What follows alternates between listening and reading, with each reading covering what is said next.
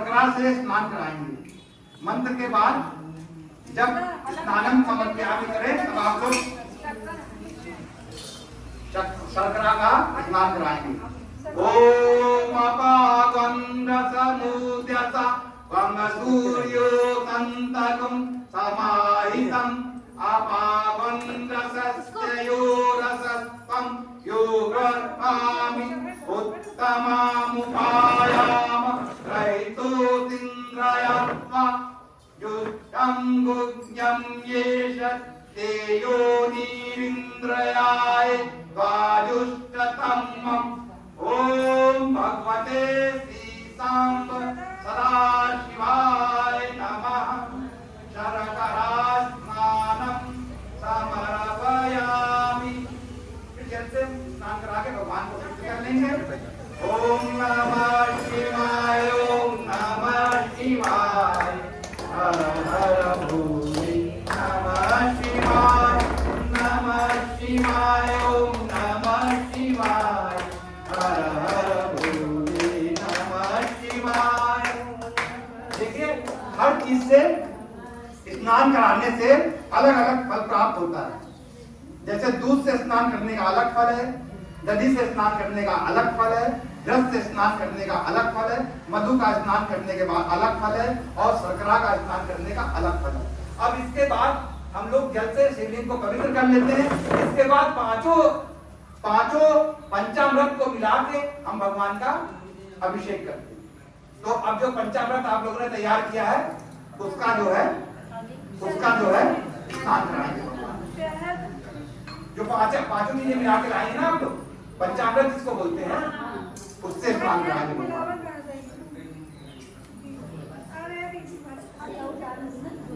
पंचामृतमय स्नानम ओम पंचनद्या सरस्वतीमपि यन्ति सा सुकृता सरस्वती तु पंचधा सोदेशे अवत्सरित।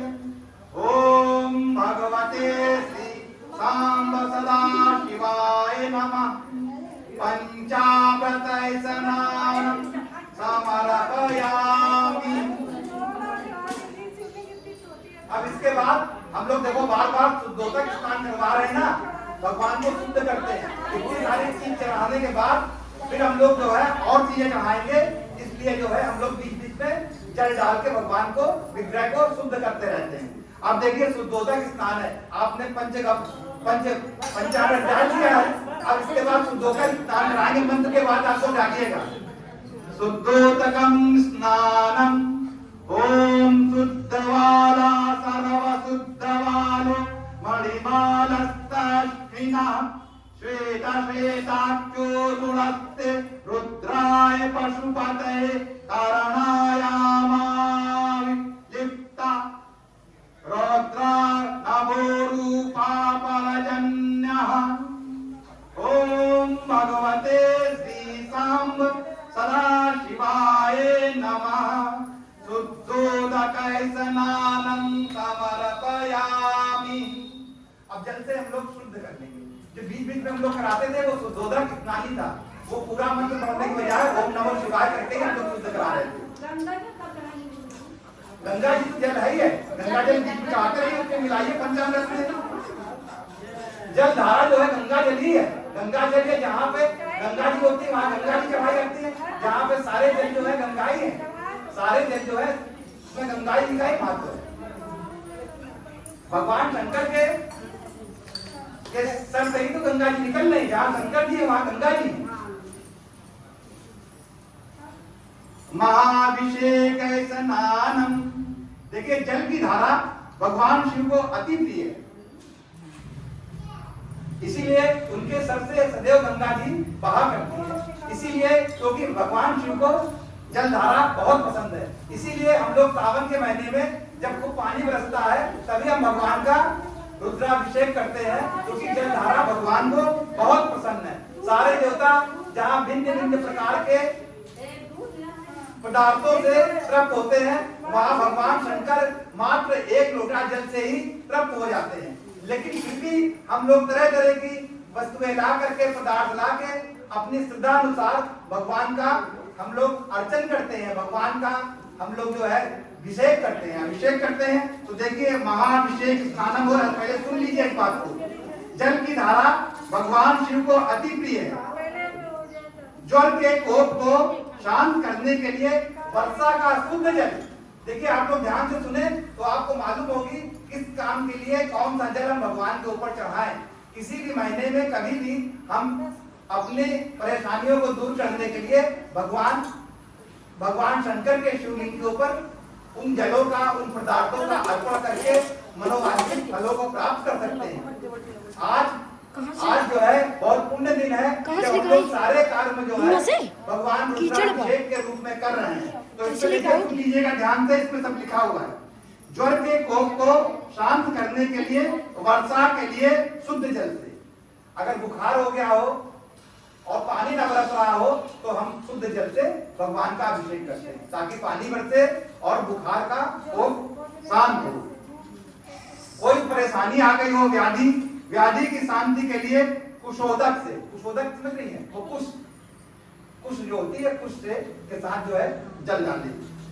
पशु की प्राप्ति के लिए, पशुधन को प्राप्ति के लिए दही से स्नान कराते हैं। कभी भी आप करा सकते हैं भगवान शंकर को दही। अगर जब आपको पशु प्राप्त करना हो या कोई लेने जा रहे हो या आपके पशु में कोई वो हो, परेशानी हो, तो आप दही से स्नान करा सकते हैं। पशु की प्राप्ति के लिए दही से, लक्ष्मी की प्राप्ति के लिए गन्ने के रस से।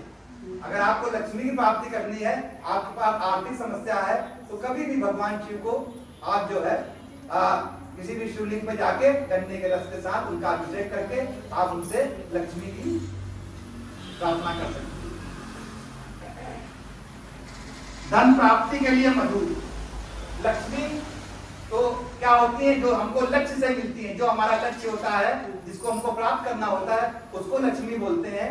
और एक धन होता है। धन बहुत सारी चीजों का होता है, जैसे कि पुत्र धन होता है, पृथ्वी धन होता है, किसी के पास जमीन के रूप में धन है, किसी के पास गाड़ी के रूप में धन है, किसी के पास जो है बच्चों के रूप में धन है, किसी के पास जो है पशुओं के रूप में है। तमाम तरह के धन होते हैं जिन्हें हम लोग धन बोलते हैं। किसी के पास हाथी के रूप में है, किसी के पास घोड़े के रूप में है, तरह तरह के धन होते हैं तो जिन्हें हम लोग धन करते हैं। तो धन की प्राप्ति के लिए मधु का मतलब शहद से हम लोग धन की प्राप्ति के लिए करते हैं। जो घी से हम लोग करते हैं, यानी घी यानी घृत यानी स्नेह, तो घृत से हमें मोक्ष की प्राप्ति होती है।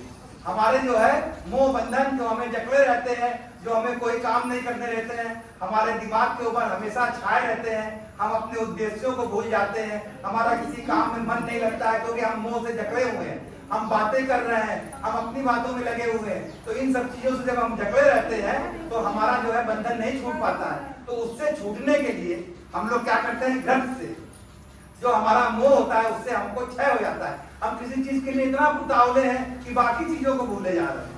अभी हम कोई काम हमको अभी करना है, उसके चक्कर में इतना परेशान है कि आगे की चीजें हम भूले जा रहे हैं। तो हमारा क्षय नहीं हो रहा। हम प्यासे हैं तो पानी के लिए इतना ज्यादा परेशान हो गए कि हम ये भी नहीं देख रहे कि नीचे कोई चीज है, देख के नहीं चल रहे हैं, हम प्यास के मारे गिरे जा रहे हैं। तो हम अपने मोह, जो हमारे अंदर जो मोह है उसके क्षय के लिए, जो ये मोह जो होता है बहुत खराब होता है, किसी भी चीज का मोह होता है बहुत खराब होता है। जो हम आगे की सोचते हैं उसी को मोह कहते हैं। जो हम आगे के लिए सोचे पड़े हैं, जो हमको करना है वो तुरंत हम लोग करें। हम कोई काम करते हुए आगे की सोचेंगे तो यानी उसके मोह में इतना परेशान है कि अभी का काम हम नहीं कर पा रहे हैं। हम बातों में अपनी बात कहने के लिए इतने परेशान है कि जो हमें अभी भगवान का अभिषेक करना है उसकी तरफ हम ध्यान नहीं दे रहे हैं, आप अपने बातें करने में लगे हुए हैं। तो इसका क्षय करने के लिए क्या करेंगे, हम लोग घी से स्नान कराएंगे, यानी घी यानी जल से मोक्ष की प्राप्ति के लिए। और तीर्थ के जल से, घी हो या किसी तीर्थ स्थान का जल हो, जैसे गंगा जल हो सकता है, या आपका कहीं आप जाएं, जमुना जी जाएं, संगम जाएं, या कहीं जो है हरिद्वार जाएं, वहां से जल लेकर के आए, या किसी भी तीर्थ स्थान से। तीर्थ जानते हैं आप लोग किसे बोलते हैं? तीर्थ उसे बोलते हैं जहां पे कोई योगी, कोई महान व्यक्ति, तपस्वी, जहां पे जिसने तप किया हो, तो जब वो वहां पे तप करता है तो उसका पुण्य का प्रभाव वहां चारों तरफ फैल जाता है। तो वहां पे हम जगह जाते हैं तो बिना हम पूजा पाठ किए हुए ही हमको जो है पुण्य की प्राप्ति हो जाती है। इसीलिए हम लोग क्या करते हैं, तीर्थों का सेवन करते हैं। वहां हमें बिना कोई कर्मकांड किए हुए ही हमको जो है पुण्यों की प्राप्ति हो जाती है। जैसे घर में हम लोग क्या करते हैं, पूजा करते हैं, ज्यादा ध्यान लगाने के लिए हम क्या करते हैं, भजन गाते हैं, और ज्यादा ध्यान करने के लिए हम लोग कर्म कांड करते हैं। लेकिन जब हम तीर्थ स्थान पर जाते हैं तो हमारे सारे पापों का क्षय वहां की ऊर्जा से हो जाता है। इसी लोग क्या करते हैं, देव स्थान में जाते हैं, मंदिरों में जाते हैं, क्योंकि वहां पे जो ऊर्जा होती है उनसे उनके सारे जो है परेशानियों का अंत हो जाता है। इसलिए देव स्थान को भी तीर्थ ही कहते हैं। जो ये देव स्थान है, यहाँ पे सभी लोगों की ऊर्जाएं व्याप्त है। यहाँ तमाम तरह से लोग आते हैं यहाँ से, और जो है देवताओं का आवाहन करते हैं। सारे देवता यहाँ पे आते हैं, स्थापित होते हैं, तो यहाँ पे उनकी ऊर्जा व्याप्त है।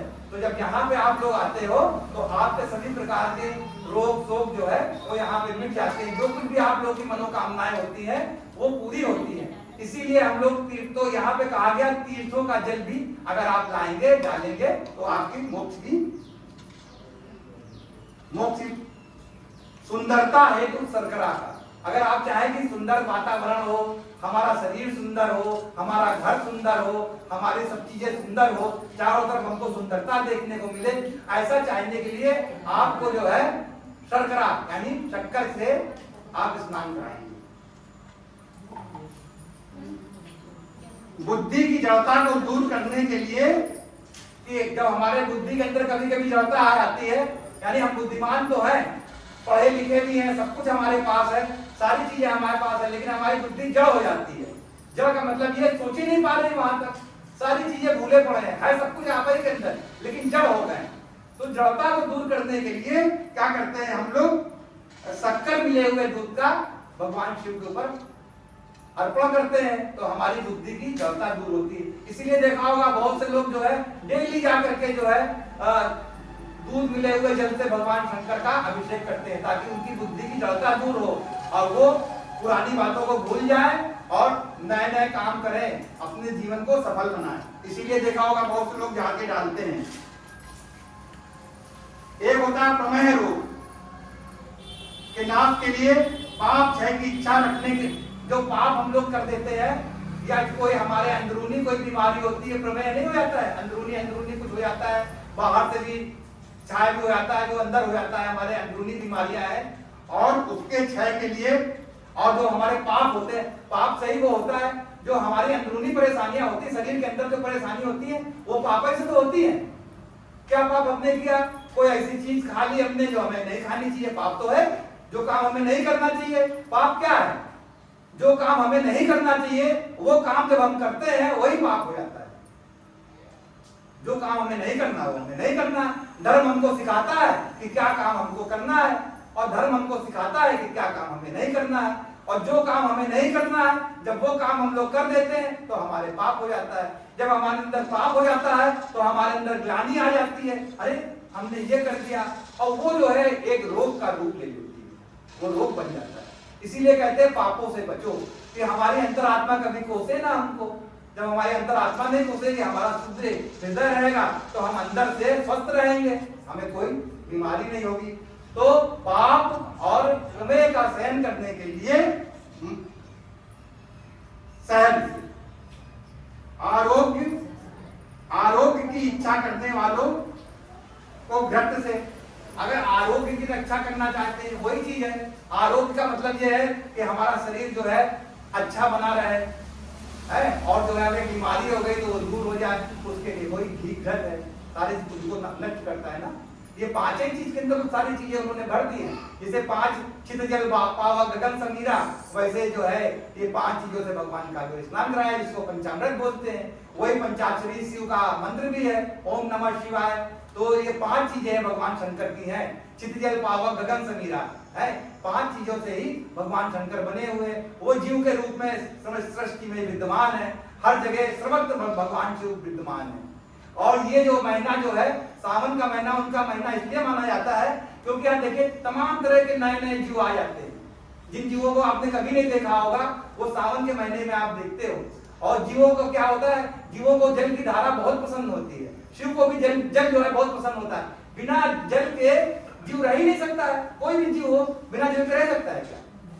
तो जब जल बरसता है आसमान से, मेघ की वर्षा होती है, सावन ऋतु में, तो इसको भगवान शंकर का